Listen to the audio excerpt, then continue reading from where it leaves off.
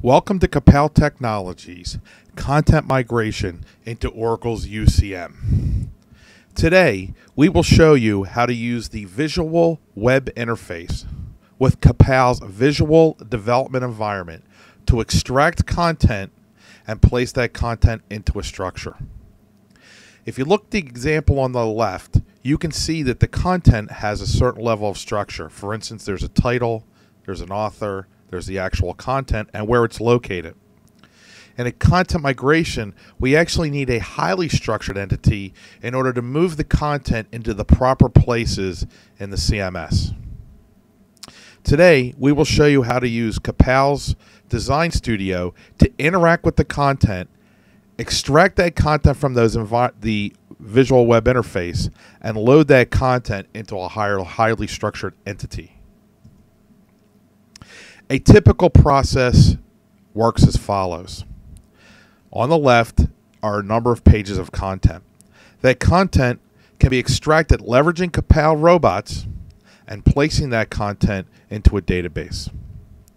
Once that content, that highly structured content, is in the database, that content can be pushed into Oracle's UCM environment by leveraging the web interface. This means that we can do an entire content migration without the need for code. So let's take a look at our demo. In order to take a look at our demo, the first thing we need to do is to show you some content. In this particular piece of content, we can see the web interface. In the web interface, we can see that this particular item has government advocacy, a title, date and author, and content. We want to be able to leverage the Kapow Design Studio to extract that content, store it into a structure, so that we can then now load it into the Oracle environment to be used. What I will do in the demo now is show you how that process is actually done. The first step of the process is to do the extraction. Now, extraction is actually broken down into several parts. The first part being the inventory. The inventory basically gives us a list of URLs that we'll be working with, along with broken URLs, access to resources, as well as images, JPEGs, PDFs, so on and so forth. Once we have all those URLs in the database, the next phase is to actually get those resources and then store them locally so we can browse and upload them and find out where they're going to be residing so we can relink them later. The third step is the one I'm going to be showing you right now, where we're actually extracting the content from the content management system. Now, we started off with a list of URLs, but actually, if you take a closer look at the content, we can see here that there's actually multiple articles per page. So we want to be able to leverage the URLs as a starting point, but then drill down further and further into the data till we have a complete data set. Now, to do that, we're going to show you how we can interact with the content to get that access to it. The first thing to point out is that 99% of the work is done in the visual interface. For example, here I'd like to extract the category. I'm actually going to delete this step and show you how we build it. If I click on it, right-click, say extraction. So what am I extracting? I'm extracting some text, and I want to place that in the category. What's happened, if you look in the lower right hand of your screen, you can see that the category of home has been assigned to this particular piece of content. This allows us further in the process to determine where this content is to reside. Along with that, we'll actually start parsing the articles on the site. So what we'll do is we'll actually iterate through each article, repeating the process of extraction. To do that, for the first one, we'll actually come and extract the title. What you'll see in the lower right-hand side is that we're actually filling out this information here. So here we're extracting the title, we'll extract the subtitle, we'll extract the article date. You'll notice that the article date has been normalized. And the reason why that's important is because if you're extracting content from several different content management systems, you need to be able to normalize that data to get it into the proper format to fit the rules of the new system that you're loading the content into. Now we're going to go and extract the author information. Now that we have that, we'll extract the actual HTML. So now if you look in the lower right-hand corner, we have a completed record of URL, all the metadata elements, as well as the category information. we can actually view the HTML if we wish to see if it's been properly extracted. Once you've built this for one, now we can basically leverage the integrated debugging environment to allow us to see how the content is actually being extracted. So we've built it for one, but now we're going to test it for many. As you can see in the middle of your screen, you can see the content being extracted.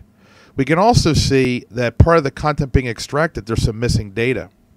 What the debugger allows you to do is to go and look directly at that missing data as opposed to looking at log files. For instance, I can go directly to this article by just hitting the Go To button. When I do that, it brings me to that exact point in the website and on the page where that particular piece of content is. And as you can see, when we look at this article, it has the title, it has a photograph, but it does not have a subtitle. So we're actually validating the data as we're extracting it to make sure that we have the highest quality content that's going into the new environment. So once we've extracted this content will then reside in the database fully filled out and ready to be used for the upload process. What we would like to do in this particular section of the demo is to start talking about the upload. All of the information that you have seen prior to this is really focused on the extraction piece of the content migration. Of course, that's one of the most complex parts of the migration, but it's not the only part of the migration. In this particular situation, what we're going to do is start uploading content into Oracle's environment. And the way that we do that is we literally will leverage the database to get that data that we were using in the previous steps and get it into the proper environment.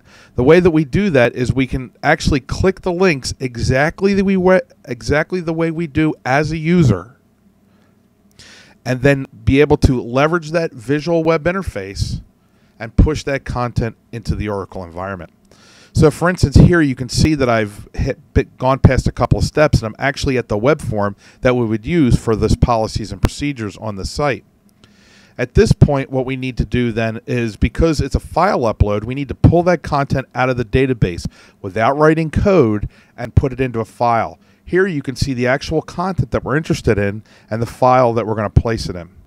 Once we do that, we now have the file name. We can now push that file name into the primary file element. At that point, we can then go into the other steps of the process. So for instance here, come and enter the title. And what we're doing is we're actually looking at the text, because these fields move around from system to system. So even though this is called, it might have title first, then author, and another system might have author, then title. So what this allows us to do is actually search for the text so we can properly fill out the fields, therefore guaranteeing the highest level of accuracy. At this point, we're entering the folder information.